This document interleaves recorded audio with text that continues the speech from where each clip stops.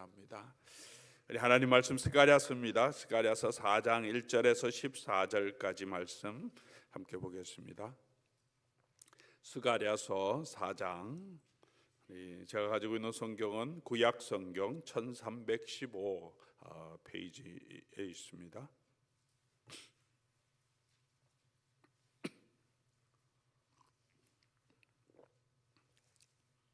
스가랴서 4장 1절부터 마지막 절까지 우리 한 절씩 교독해서 묵상하는 마음으로 읽겠습니다. 내게 말하던 천사가 나를 다시 와서 나를 깨우니 마치 자는 사람이 잠에서 깨어난 것 같더라.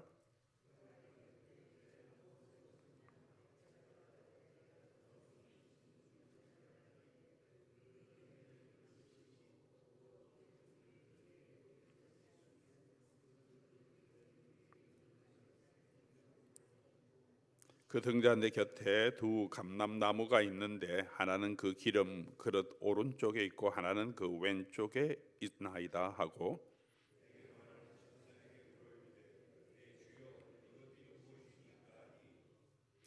내게 말하는 천사가 대답하여 이르되 내가 이것들이 무엇인지 알지 못하느냐 하므로 내가 대답하되 내 주여 내가 알지 못하나이다 하니,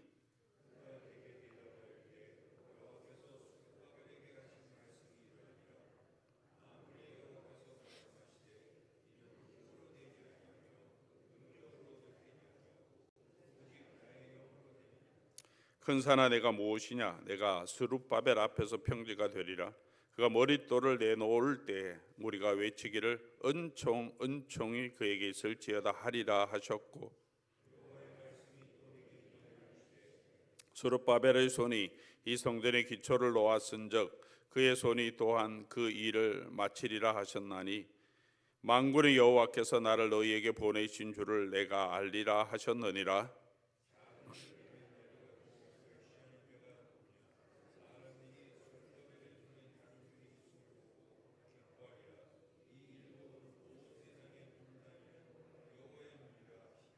내가 그에게 물어 이르되 등잔대 좌우의 두 감람나무는 무슨 뜻이니까 하고,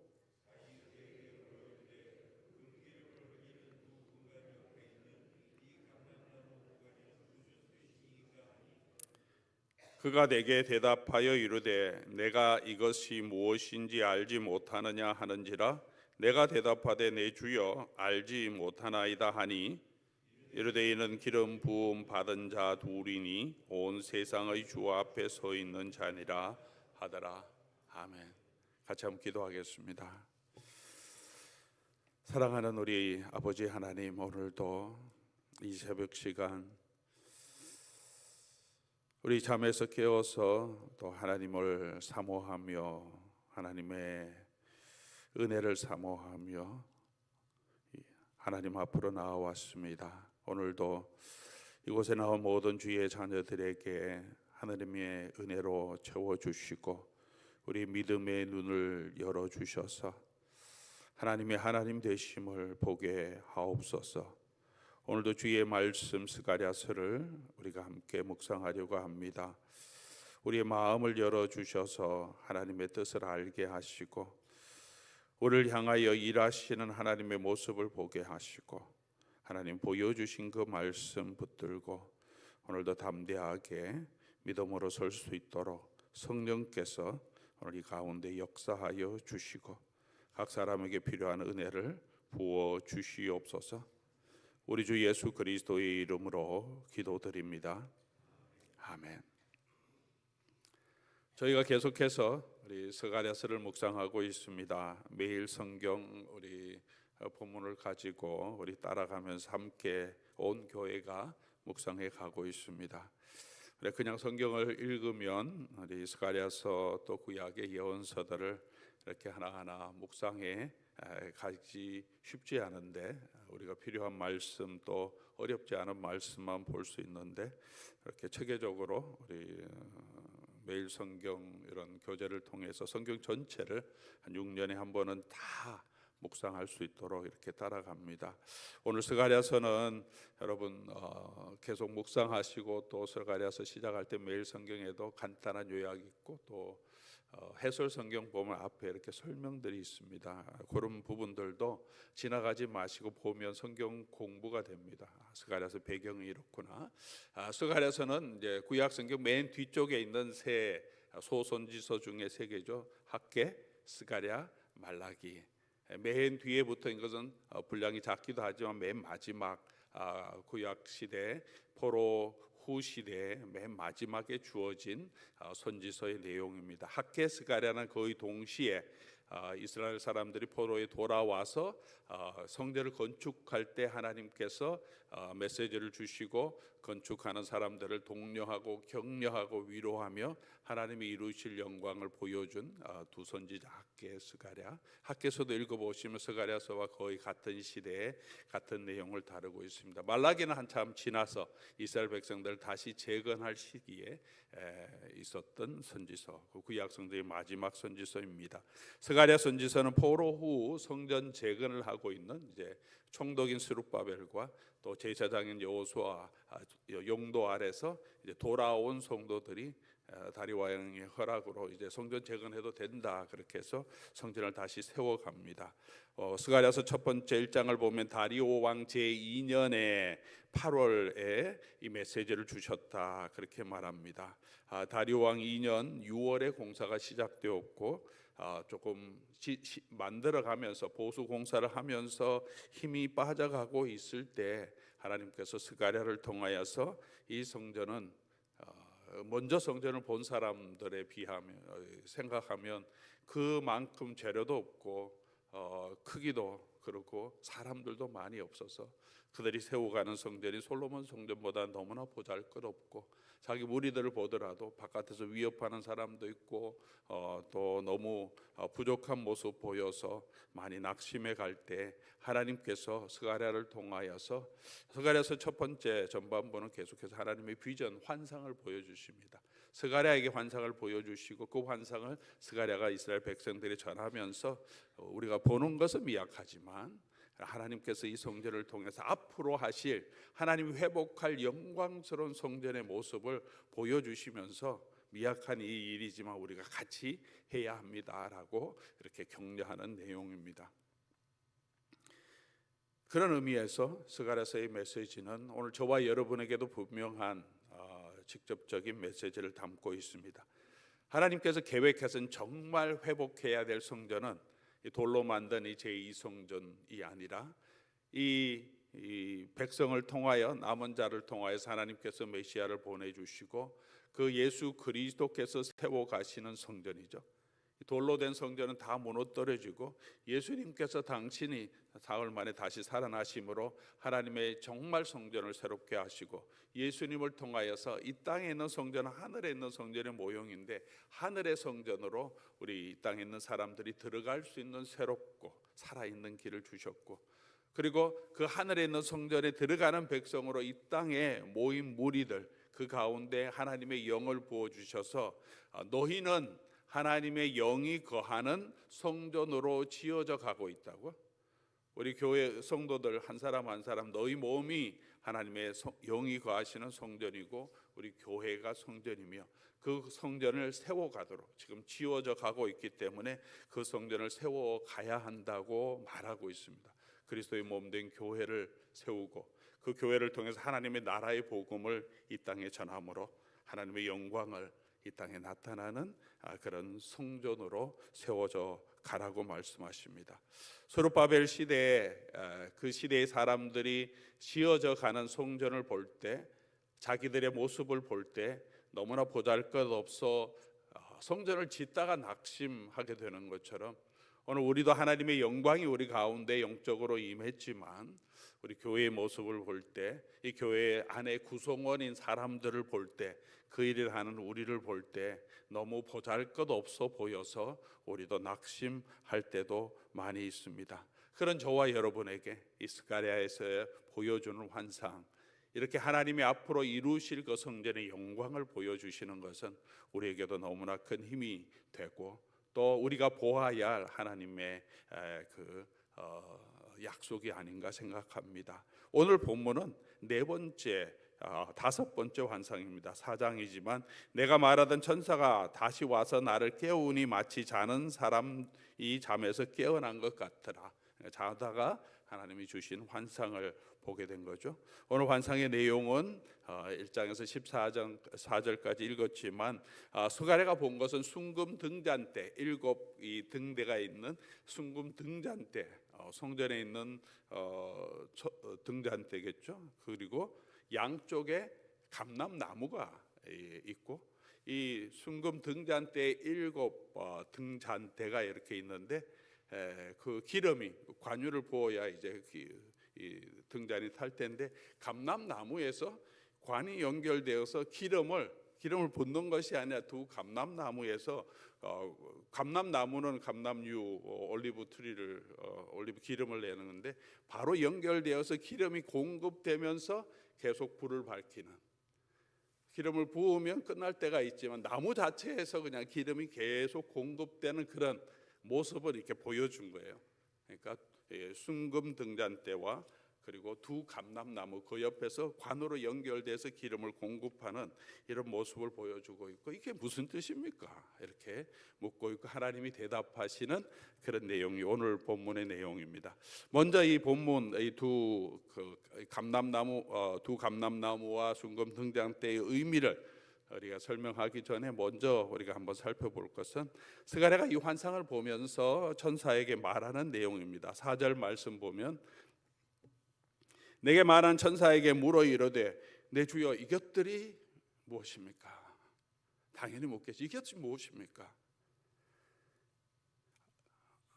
너 모르냐? 그렇게 모르니까 저 잘 모르겠습니다. 그러면 이제 설명해 주시죠. 11절에도 내가 그에게 물어 이르되 등잔대 좌우의 감람나무는, 등잔대는 그렇고 감람나무는 무슨 뜻입니까? 12절 다시 그에게 물어 이르되 금기름을 흘리는 두 금관 옆에 있는 이 감람나무는 무슨 뜻입니까?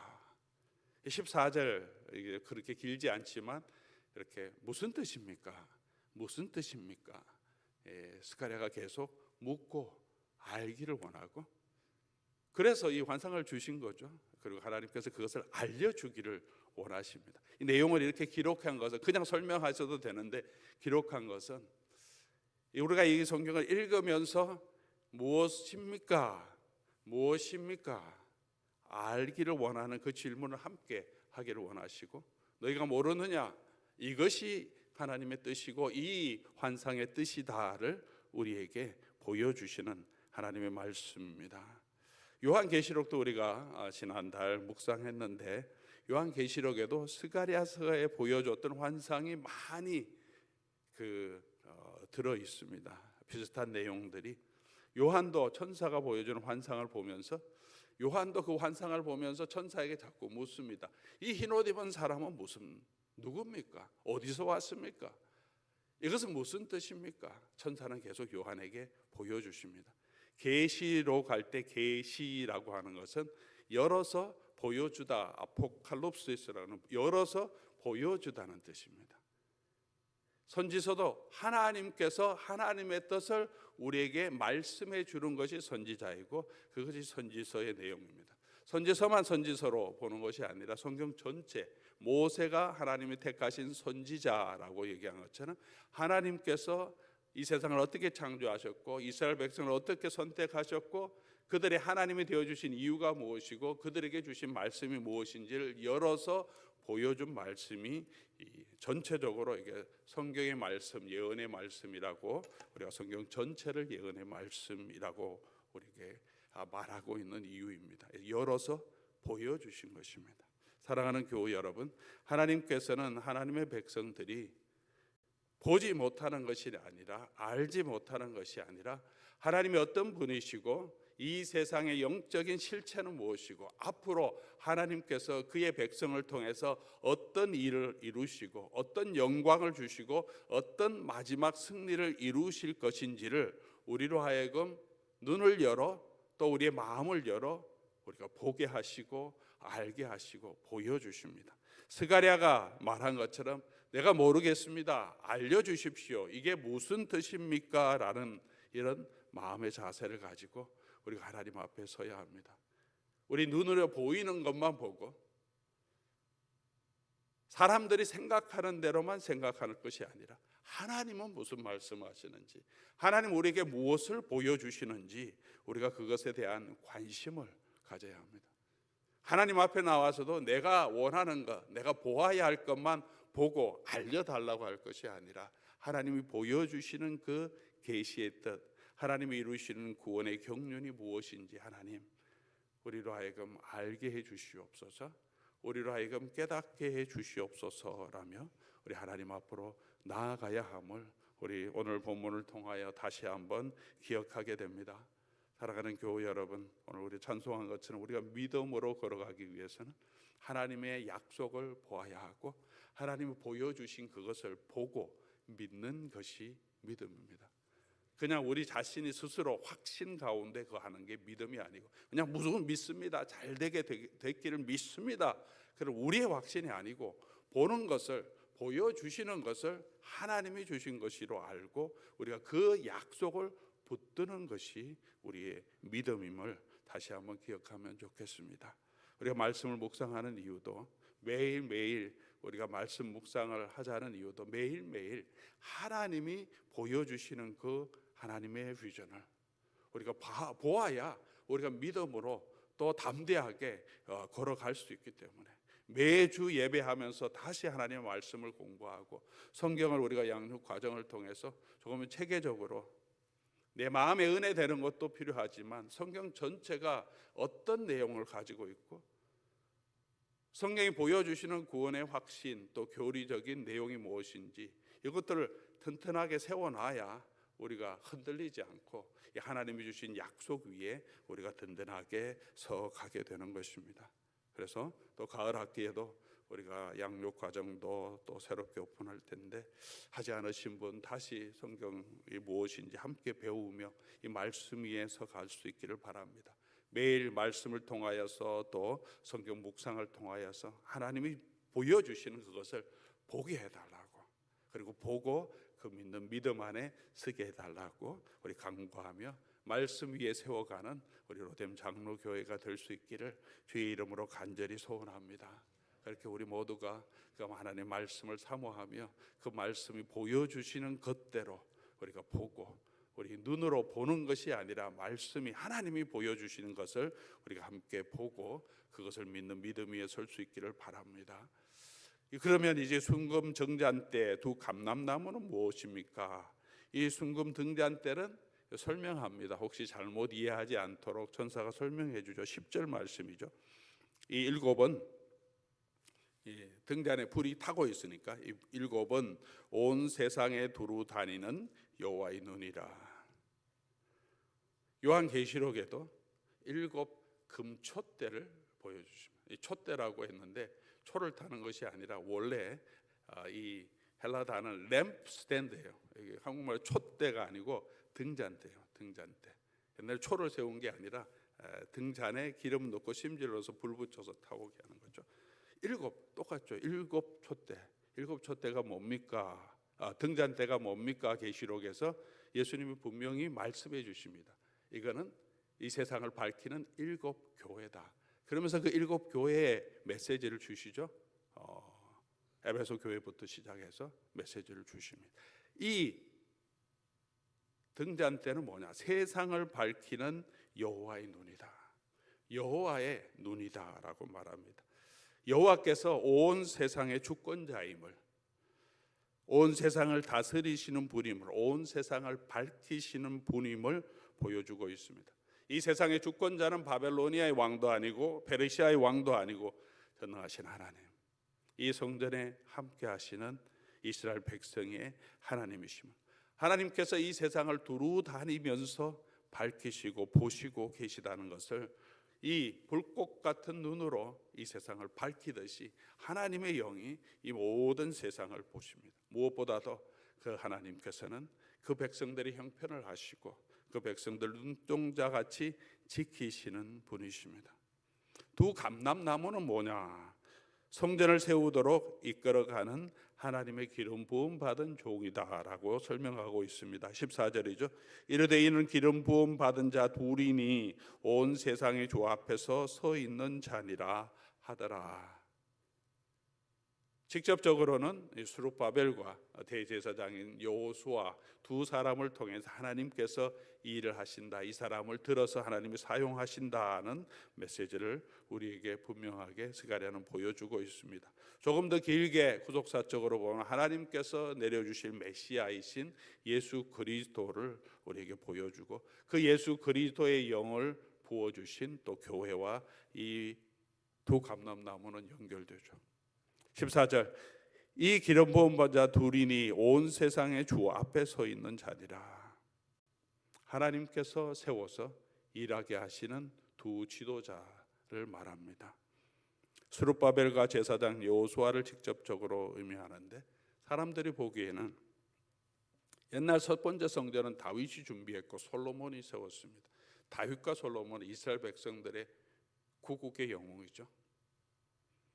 그때 가장 강성했습니다. 우리 한국으로 한국 역사 전체를 다 할 수는 없겠지만 광개토 대왕 이런, 아니면 세종 대왕 이러듯이. 인간의 눈으로 보기엔 스룹바벨은 왕도 아닙니다. 물론 다윗의 혈통으로 이어져 오는 나라 잃은 그 왕조의, 망한 왕조의 혈통을 이어오는 자이긴 합니다만은 아직 페르시아 제국 아래 있고, 그냥 페르시아 제국이 세운 총독으로, 지방 관리로, 그 지역은 이스라엘 사람들이, 유다 사람들이 많으니까 유다 혈통에 있는 사람을 세워서 안정시키도록 그렇게 세워진 사람입니다. 그가 가진 힘도 많이 없습니다. 페르시아 제국의 황제가 허락하지 않으면 할 수 있는 것도 없습니다.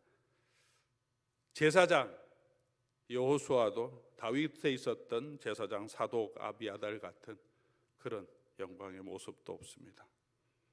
사람들도 형편없고 리더들도 사람의 눈이 보기에는 보잘것없어 보이고, 그들이 세워가는 그 성전도, 그전 성전을 본 사람은 성전을 지으면서 너무 속상해서 눈물을 흘리고, 그전 성전을 보지 못한 사람들은 그래도 성전이 세워지니까 감사해서 즐거워하고 있고, 그런 상황이었다고 당시 상황을 성경은 우리에게 말해주고 있습니다. 그럼에도 불구하고 하나님께서 이 스룹바벨과 여호수아를 붙들어서 이 등잔대에 기름을 공급하는 두 감람나무로 세워서 사용하신다는 것입니다. 그 비전을 보여주시고 사람들에게 말씀해 주십니다. 여러분의 리더들이 보잘것없어 보이지만 하나님이 붙들어 사용하고 계시다.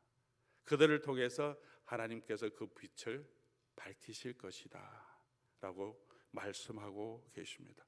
오늘 교회의 직분자 리더들을 볼 때 우리가 실망할 때가 많이 있습니다. 인간적인 부족한 모습들이 많이 있습니다. 아마 저를 보실 때도 실망하는 부분도 여러분 분명히 가지고 계실 것입니다. 아니, 목사님 이러면 더 좋겠는데 왜 저렇게 하시나, 왜 이런 거는 이렇게 못하나. 부족한 부분이 많습니다. 인격적으로 너무 부족한 부분도 있고, 지적으로도 부족한 부분도 있을 겁니다. 육체적으로, 신체적으로도 부족한 것이 많습니다. 우리 장로님, 집사님, 권사님, 교회 직분자들을 보면서 아마 여러분 그런 마음이 드실 줄 있습니다. 우리 교회 장로님도 이러면 좋겠는데 좀 약하다. 그리고 권사님들 이래야 되는데 임직 받고 아무것도 안 하고 계시냐. 우리 집사님들은 왜 이러냐. 그런 마음이 들 때가 있습니다. 그리고 사실입니다. 그러나 하나님께서는 그렇게 세워진 일꾼들, 교회를 통해 세워진 일꾼들을 성령께서 세우셨다라고 말하고 있고, 여전히 하나님께서는 지금도 교회를 통해 세워진 일꾼들을 통해서 주의 일을 행하고 계십니다. 바울도 위대한 사도였지만 그의 육체에 사단의 준 가시가 있다라고 말합니다. 그건 사람들이 업신 여길 만한 것이고, 그럼에도 불구하고 갈라디아에 있는 성도들이 그를 천사처럼 대접해 주었다고 사도 바울이 교회를 또 감사하며 격려할 때도 있었습니다. 그도 그것이 없어지기를 바라서 하나님께 간절히 기도한 적도 있다고 합니다. 그런데 하나님께서 제거해 주지 않고 평생 그 가시를 안고, 그러니까 육체의 연약함이 좀 고통일 수도 있고 자기 몸에 있는 연약함을 안고 하나님 그대로 바울을 붙들고 사용하셨습니다. 내가 약하지만 약한 그곳에서 하나님의 능력이 드러나게 하신다면 내가 그대로 하나님의 일에 순종하겠습니다. 제자들은, 성경이 보여주는 제자들은 인간적인 능력, 그런 영웅적인 능력을 가진 사람들이 아닙니다. 성경의 사람들은 평범한 사람들이고 실수도 많은 사람들이고 연약한 사람들인데 하나님께서 그들을 붙들어서 사용하신 하나님의 능력을 보여주십니다. 이 스룹바벨을 들어서 사용하지만 이 스룹바벨을 어떻게 사용하시는지를 내용이 오늘 스가랴서의 4장의 핵심입니다. 6절 보면 이렇게 말하고 있습니다. 그가 내게 대답하여 이르되 여호와께서 스룹바벨에게 하신 말씀이 이러하니라. 만군의 여호와께서 말씀하시되 이는 힘으로 되지 아니하고 능력으로 되지 아니하고 오직 나의 영으로 되느니라. 사람의 힘, 사람의 능력 그거 보지 마라. 그거로 되는 것이 아니라 하나님의 능으로 하나님께서 이 일을 하신다. 그 말씀을 하신 거예요. 하나님 스룹바벨에게 말씀하시고 그 내용을 이스라엘 백성들에게 지금 스가랴가 전해주고 있습니다. 눈에 보이는 그 리더를 보고 저 리더 밑에서 우리가 어떻게 성전을 세우겠느냐 하지 말라냐. 하나님의 하시는 일은 하나님 사람의 능력이 아니라 하나님의 능력으로, 하나님의 힘으로, 하나님의 영으로 하신다는 거죠. 오늘 주의 교회를 세워 가시는 것도, 저와 여러분에게 성령을 주신 것도 우리의 능력이 아니라 하나님의 영으로, 하나님의 능력으로 우리가 일하도록 성령을 우리에게 부어 주셨습니다. 그래서 우리는 성령에 충만해야 되고 성령의 인도함을 따라야 되고 성령께서 이끄시는 대로 걸어가야 합니다. 실수 없다는 것이 아니고 우리의 인격이 완벽하다는 것도 아니죠. 부족한 것도 있고 때로는 실수할 때도 있지만 때로는 우리의 믿음이 흔들려서 또 낙심할 때도 있지만, 그러나 그런 가정에서도 우리가 성령을 의지하고 성령께서 또 깨우쳐 주시는 대로 깨닫고 돌이키고 연약할 때 주시는 힘을 의지하면서 약속을 믿고 다시 걸어가는 성령을 따라 행하라라고 하신 것처럼 하나님이 그런 능력을, 그런 은혜를 우리에게 주셨습니다. 그 성령께서 우리를 떠나지 아니하시고 우리 가운데 함께 하실 겁니다.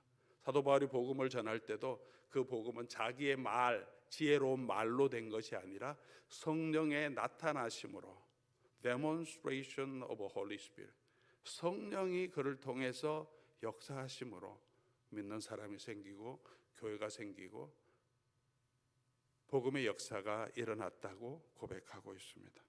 오늘도 우리 주의 일을 하는 것은 우리의 능력으로, 우리의 힘으로 하는 것이 아니라 우리 가운데 거하시는 성령의 능력으로 한다는 이 사실을 우리가 같이 기억하면 좋겠습니다. 저같이 부족한 사람을 또 그래도 하나님이 붙들고 사용하시고, 여러분 한 사람 한 사람을 부족한 부분이 있지만 하나님이 붙들고 지금도 일하기를 원하시고 계십니다.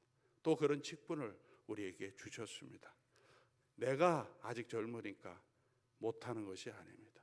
하나님께서 하시는 거죠. 내가 나이 많으니까 이제는 나는 안 해도 된다, 그것이 아니라 그대로 또 하나님께서 하나님이 주시는 지혜대로 또 하나님의 영을 의지하며 일하게 하십니다.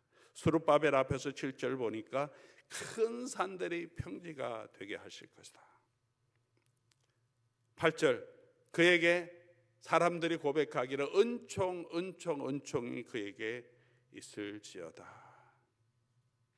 9절 스룹바벨의 손이 이 성전의 기초를 놓았은즉 그의 손이 또한 그 일을 마치리라. 하나님 만군의 여호와께서 이 스룹바벨을 붙들고 있기 때문에 하나님이 시작하신 그 일을 하나님이 마치겠다. 그러므로 낙심하지 말고 계속해서 이 성전 세우는 그 일을 하라고 말씀해 주십니다.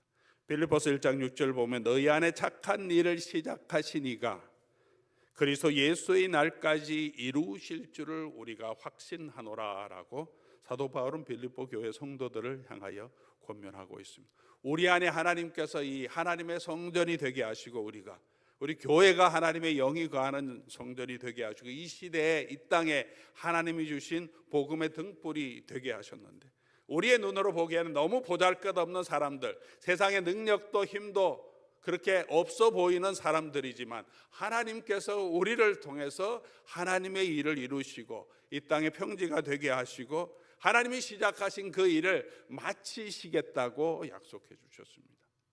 우리 교회에게도 주신 분명한 메시지죠. 예수님께서 말씀하셨습니다. 겨자씨의 비유를 통해서 하나님의 나라를 설명하십니다. 하나님의 나라는 마치 겨자씨 같다. 가장 작은 것, 미약한 것이지만 그러나 나중이 되면 이 밭에 있는 모든 채소보다 더 커서 공중의 새도 그곳에 깃들이도록 하나님께서 그의 교회를, 그의 나라를 세워 가실 것이라고 약속해 주셨습니다.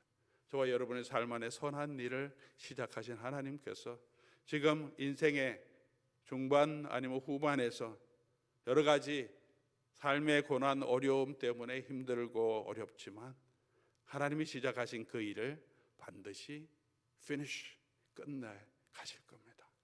그때까지 우리 하나님을 바라보면서 믿음으로 걸어가는 저와 여러분 될 수 있기를 바랍니다. 이 교회를 세우신 주께서, 그 선한 일을 시작하신 주께서 또 마지막 끝날까지 저와 여러분을 지켜주실 줄 믿습니다. 그것이 우리의 믿음이고 또 우리가 살아가는 힘이 되어서 두려워하지 말고 눈에 보이는 것만 보지 말고 남들을 보고 저 부족하다 그런 게 아니라 이제 가장 힘든 것은 스스로 자기를 볼 때 가장 힘들죠. 여러분이 저를 비판하는 것보다 제가 제 자신을 보면서 나 같은 사람이 이래 갖고 작은 것에서 막 낙심하고 막 짜증나고 화도 나고 복음을 말씀을 전한다는 사람이 이래서 교회를 이끌어 갈 수 있겠냐, 그런 생각이 가장 힘든 거죠. 아마 여러분도 마찬가지일 겁니다. 남들이 뭐라 그러는 것보다 스스로를 아직도 이렇게 내가 부족하나, 말도 제대로 정확하게 또 은혜되게 못하고 행동도 마음도 이렇게 헌신도 부족하고 그런 모습이 들 때마다 우리의 힘과 능력이 아니라 우리 안에 계신 성령께서 우리를 붙들고 계심을 믿고 다시 우리 주를 의지하며 우리 믿음으로 우리 담대하게 걸어갈 수 있기를 주의 이름으로 간절히 소원합니다.